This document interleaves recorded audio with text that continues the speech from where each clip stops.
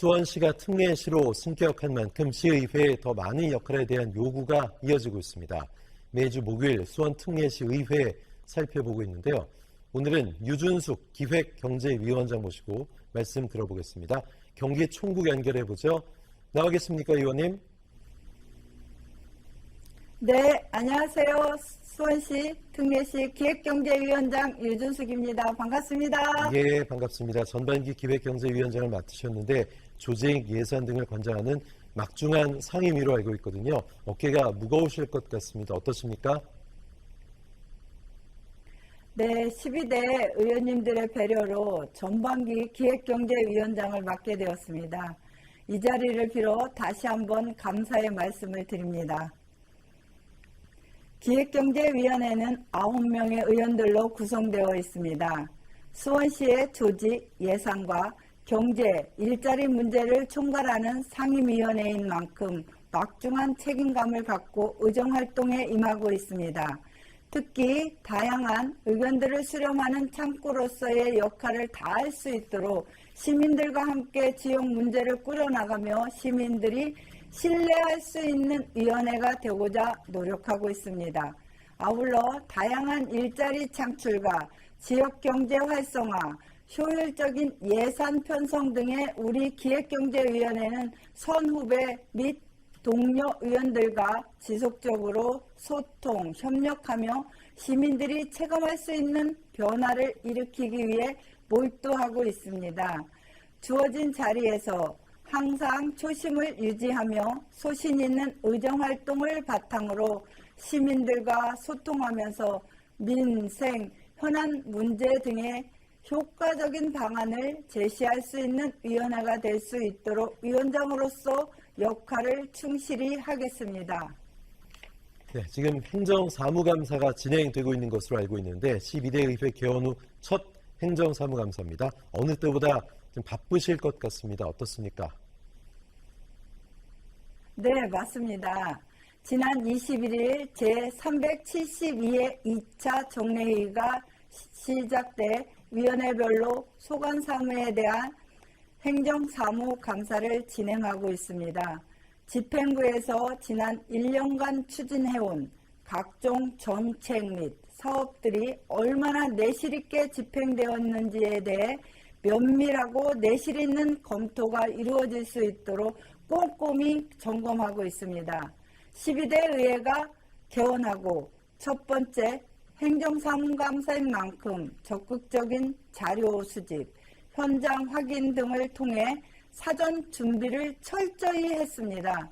특히 이번 감사를 통해 시민생활과 밀접한 각종 현안 사업들이 일관성 있게 운영되고 있는지, 낭비적인 요소는 없는지, 예산이 집행되고 있는지 등을 철저히 점검하고 평가해 시민들의 삶의 질 향상과 더 나은 수원시를 만들기 위해 최선의 노력을 다하겠습니다. 네, 의원들의 정치적인 소신 또 철학은 대표 발의한 그 조례안들을 보면 대충 알 수가 있는데요. 그래서 의원님 그동안 발의해온 법안들을 좀 봤습니다. 북한 이탈 주민 정착 지원에 대한 조례 일부 개정안 대표 발의하신 바가 있는데요. 수원과 또 북한 이탈 주민 어떻게 보면 어떤 연결고리가 있을까 싶은데 법안을 내신 계기가 좀 궁금합니다. 어떻습니까? 네, 제가 봐왔던 어려운 이웃들 중 기억에 남는 주민이 있는데 북한 이탈 주민이었습니다. 북한에서 이탈해 중국으로 처음 갔던 분입니다. 당시 중국인과 결혼도 하고 아이도 가졌어요. 그러다 우리나라로 일자리를 찾아왔는데 지역사회에 정착해 안정되게 살아가는 게 참 어려운 문제였습니다. 시의원이 되기 전 봉사활동을 하면서 그분들과 함께 그들의 고충을 알게 되었는데요. 그래서 수원시 내 거주하는 북한 이탈 주민 고충에 귀 기울이고 지역사회 문화에 대한 이해, 이웃 주민과 소통 등이 활성화돼 북한 이탈 주민이 진정한 지역사회 일원으로 정착하길 바라며 지난해 북한 이탈 주민에 대한 고충 상담이나 지원을 추가해서 경비 지원을 예산 범위 내에서 할 수 있도록 조례를 개정한 것입니다. 조례를 통해 북한 이탈 주민들이 진정한 지역사회 일원으로 정착해 보다 다 함께 살기 좋은 수원시가 되기를 바랍니다. 시각장애인 복지를 위한 고민도 많으신 것으로 알고 있는데요. 관련 조례가 그 증거입니다. 어떻습니까? 시각장애인들이 사회생활을 영위하는 데 있어 일반인들에 비해 상대적으로 취약한 정보 접근성과 활용 능력을 제고하고자 2019년에 조례를 제정하게 되었습니다. 시각장애인들이 차별받지 않고 일반인들과 동등한 정보 접근권을 보장받을 수 있도록 지원 방안을 마련하고 또 시각장애인들을 위해 정보와 교육시설을 설치하거나 기존 시설을 활용해 교육시설을 운영할 수 있도록 했습니다. 이에 수원시 시각장애인 정보 접근권 지원 조례에 따라 수원시는 2020년에 시각장애인 정보화 교육 계획을 수립하고 시에서 운영하는 디지털 배움터를 통해 정보 접근이 상대적으로 취약한 시각장애인들의 참여를 높일 수 있는 양질의 프로그램을 제공하고 있습니다. 앞으로도 시각장애인들이 디지털 역량을 키우고 일상에서 디지털의 편리함을 누릴 수 있도록 관심을 갖고 의정활동을 펼쳐나가겠습니다. 네, 올봄에 대표 발의하신 조례에 대해서도 좀 얘기해 보겠습니다. 수원시 재난현장 통합자원봉사지원단 구성 및 운영 조례가 공포도에 시행됐는데요. 언제 닥칠지 모르는 재난, 봉사의 영역을 확대 접목해서 실효성을 더했다 이런 평가를 듣고 있습니다. 이 조례안은 사실 재난 현장을 직접 찾아가서 또 봉사에 대한 지식이나 경험이 있어야 가능하지 않을까 싶은데 어떠셨습니까? 네, 자원봉사는 시민이 같은 시민을 돕고 공동체의 문제를 해결하기 위한 활동입니다. 공동체의 안녕을 지키기 위한 연대의 힘이 발휘되면 어떤 어려운 상황에도 이겨낼 수 있습니다. 30여 년 동안 해왔던 봉사로 몸소 느꼈던 부분입니다. 최근 코로나19 등 다양한 재난 현장에서 자원봉사의 사회적 중요성이 더 커지고 있습니다. 재난 현장에서는 민간이 따로 없고 재난 상황 발생 시 효율적으로 대처하기 위해서는 무엇보다도 민간의 힘이 필요하고 보다 효과적으로 시민을 보호하기 위해서는 민간 협력이 중요합니다. 이에 올해 4월에 수원시 재난현장 통합자원봉사지원단 구성 및 운영 조례를 대표 발의해 제정하게 되었습니다. 조례를 통해 재난 발생 시 더욱 신속하고 실질적으로 도움이 되는 자원봉사가 체계적으로 이루어질 것입니다. 네, 봉사 이야기가 나와서 말인데요. 긴 시간 동안 오랫동안 봉사활동 하신 것으로 알고 있습니다. 기억에 남는 여러 일들이 있으실 것 같은데요. 어떠십니까? 네, 특히 기억에 남는 건 팔달구 새마을 분여회장 시절입니다. 전국에서 최초로 새마을 다문화 분여회를 만들었어요.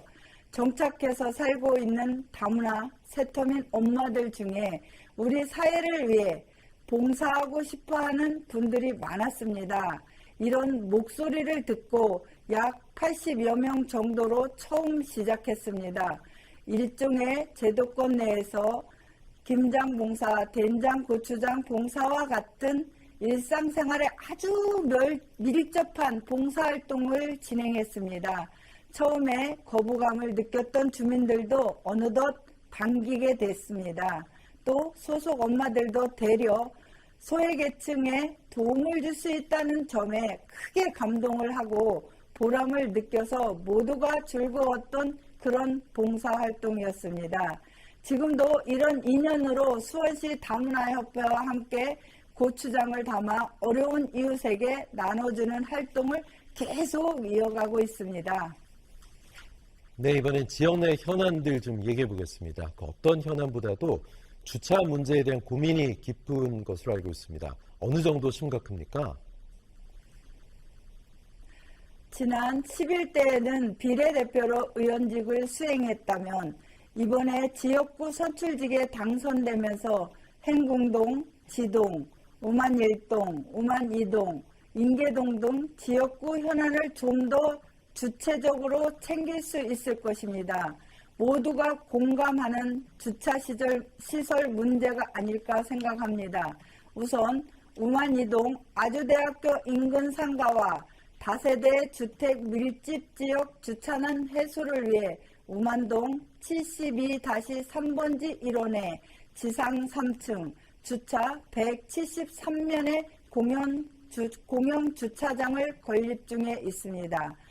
연내에 건립이 마무리되어 지역 주민과 아주대 상가를 방문하는 시민들에게 주차 편의를 제공될 수 있도록 최선을 다하겠습니다. 또한 지역구에는 수원 특례시의 자랑인 수원 화성과 화성 행궁 등 주요 문화 관광 자원이 있어 요즘도 관광객들이 많이 오는데 주차 문제로 수원을 찾는 관광객들과 시민들이 불편을 겪고 있습니다. 행궁동의 경우 화성행궁 광장 주차장이 조성이 계속 거론되고 검토되고 있지만 지지분한 상태입니다. 당장의 해결이 쉽지 않겠지만 집행부와 머리를 맞대고 풀어나가야 할 숙제로 지역 국회의원, 경기도의원과 협업으로 행궁동을 포함한 지역 내 주차장 조성이 실현되도록 힘을 쓰겠습니다. 네, 지금 말씀하신 행궁동은 화성 때문에도 그렇고 또 여러 매체가 많이 조명을 해서 많은 분들이 가고 싶어하는 곳인데 최근에는 팔달 문화센터까지 개관해서 이목이 모이고 있습니다. 많은 분들이 오고 계시죠? 네, 팔달 문화센터는 수원의 또 하나의 멋진 문화예술 공간인데 지난 8월에 개관식을 열어 본격적으로 수원시 예술문화의 허브 역할을 기대하고 있습니다. 팔달 문화센터는 화성행궁 자락과 수원천 사이에 아담하면서도 단아한 모습의 한옥 건물로 지상 1층 4개 동, 지하 1층으로 구성되어 있고 지상동은 카페, 문화교실, 다목적실이 있으며 지하 1층은 200석 규모의 공연장, 전시실, 연습실과 센터 사무실 등으로 이루어져 있습니다. 팔달 문화센터가 수원 시민과 예술인을 위한 복합 문화공간으로서의 수원의 고품격 문화도시로 이끌어주리라 기대하며 팔달 문화센터를 통해서 수원 특내 시민들의 여가 활동이 더욱 풍성해지기를 소망합니다. 네, 의원님 저희가 준비한 시간이 어느덧 다 돼가서요. 마지막으로 질문 드리겠습니다. 끝으로 수원 특내 시민들 그리고 OBS 시청자 여러분께 인사 한 말씀 부탁드릴게요. 지난 11대에 이어 12대 의회에서도 주민을 위해 일할 수 있도록 선출해 주신 주민들께 깊은 감사드립니다. 현장에서의 시민들과 소통하고 시민의 소리에 귀 기울이며 건강한 지역의 봉사자가 될 수 있도록 낮은 곳부터 꼼꼼히 살피는 정책을 펼치겠습니다. 지난 30년간 팔달구 새마을 분회회장, 수원시 새마을 분회회장 등을 지내며 많은 봉사활동을 전개한 경험과 의정 역량을 집중해 시민 여러분의 삶의 활력소가 될 수 있도록 열정적으로 노력하겠습니다. 지켜봐 주시기 바랍니다. 감사합니다. 네, 의원님 오늘 인터뷰 고맙습니다.